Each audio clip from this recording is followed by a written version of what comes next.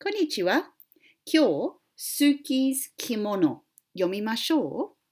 It's by Chieri Uegaki and Stefan Yorish. Suki's Kimono.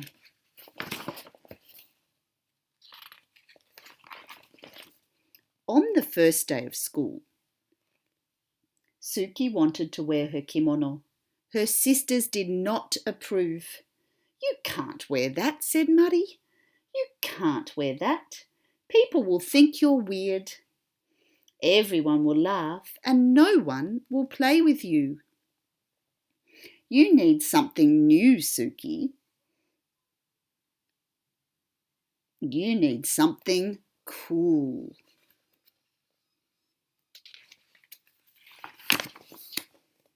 But Suki shook her head. She didn't care for new. She didn't care for cool. She wanted to wear her favourite thing, and her favourite thing was her kimono. Suki's Oba-chan had given her the kimono. The first time Suki wore it, her Oba-chan took her to a street festival where they slurped bowls of slippery cold sawmen noodles and shared a cone of crunchy shaved ice topped with a sweet red bean sauce. Under strings of paper lanterns, Suki joined her Oba-chan in a circle dance. She followed her and copied her movements, trying to be as light and graceful. She watched the other women and children who danced, especially those who were dressed in cotton kimonos like her. Later, Suki sat so close to the stage that when the taiko drummers performed "Bom, Bom, Bom, Bom," she felt like she'd swallowed a ball of thunder and her whole insides quaked and quivered. Before they left the festival, Suki and her Oba-chan stopped at a souvenir stand. There were many things to choose from, but her Oba-chan found the prettiest thing of all, a handkerchief of pale pink linen, decorated with tiny maple leaves and cherry blossoms. When she gave it to Suki, she said, "This will help you remember our day."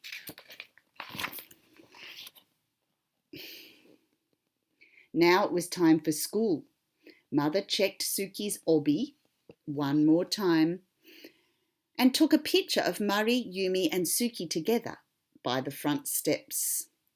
Then, as she watched, the three sisters made their way down the block to their school. Mari, Yumi, stayed several paces ahead of Suki and pretended they didn't know her. But Suki didn't mind. She turned and waved to her mother before she clip-clopped along in her shiny red getter, feeling very pleased in her fan-patterned blue kimono. Once in a while, Suki would lift her arms and let the butterfly sleeves flutter in the breeze. It made her feel like she'd grown her own set of wings.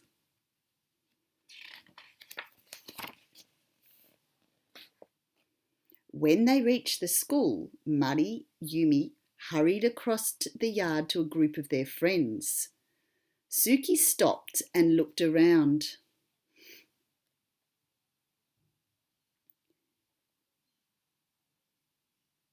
Some of the children turned and stared at her, and others giggled and pointed at her kimono. But Suki ignored them. She took a seat on a swing to wait for the bell. A girl dressed in overalls just like a pair Suki had at home sat on the swing beside her. Hi, Suki, said the girl. "Hi, Penny," said Suki.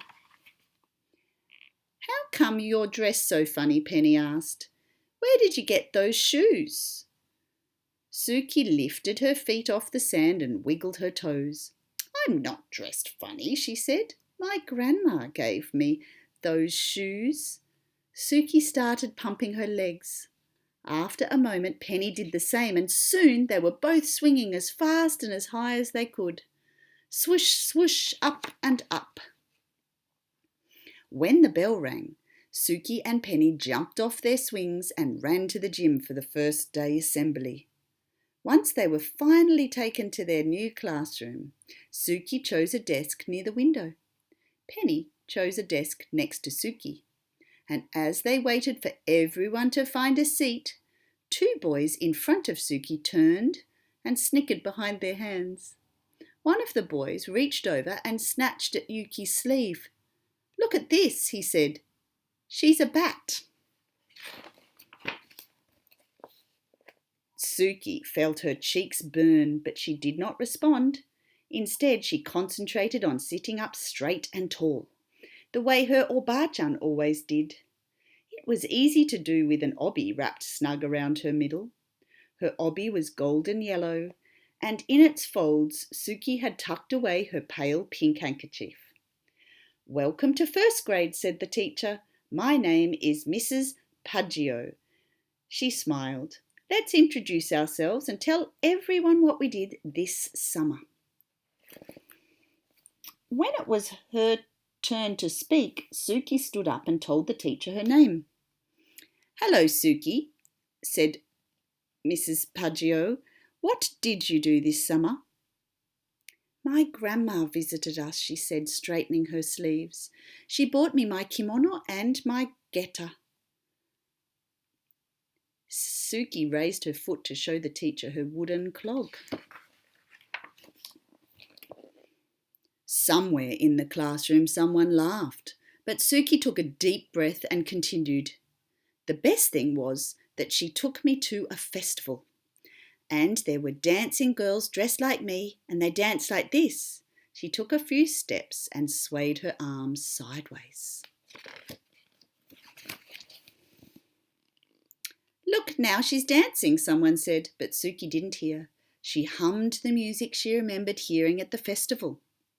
She remembered how it felt to dance barefoot in the open air on fresh-cut grass that tickled her toes. She tried to picture the other dancers, how they moved forward in the circle with the rhythm of the music, how they stamped their feet, first right, then left, swung their arms, first up, then down, how they stepped back and back, then clapped. When Suki couldn't remember the next step, she made it up, just to keep dancing. 1, 2, 1, 2, 1 step. When she was finished, the room seemed very quiet. Everyone was watching her. Suki sat down, wondering if she was in trouble. But Mrs. Paggio said, "That was wonderful, Suki," and she started to clap. Then so did Penny, and after a moment, so did the entire class. And after school, as the three sisters walked home together, Murray and Yumi grumbled about their first day. "No one even noticed my new sweater," said Mari. "No one even noticed my cool shoes," said Yumi. But Suki just smiled. As she clip-clopped along behind them, Suki pulled out the pale pink handkerchief from her obi and held it up over her head to catch the wind, and in her blue cotton kimono and in her shiny red geta, Suki danced all the way home. Sayonara.